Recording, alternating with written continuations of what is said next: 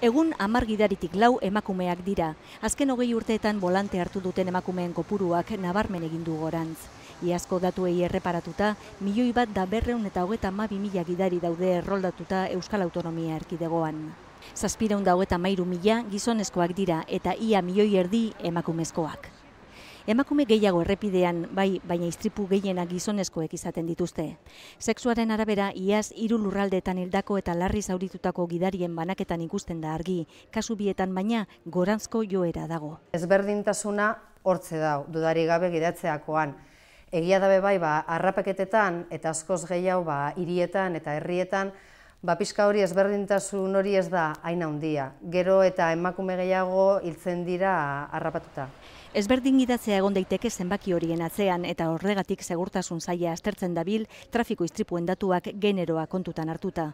Egon daitekelako zer ikasi eta zer baztertu batzuen eta besteen joeretan. Jakiteko zergaitik gizonek onartzen duten arrisku handiagoa gidatzeakoak eta zergaitik emakumezkoak gutxiago. Adibidez izan daiteke arin gidatzea eta istripurek ez jasotzea, edo beste batentzat oso astiro joatea baina lekura heltzea. Gidatuz ere topikoak baztertzen goaz, bolantea, emakumea eta arriskua trinomioak ez du zentzurik. Errepidean segurtasuna bermatzen duena da gidaririk egokiena, gizona izan zein emakumea.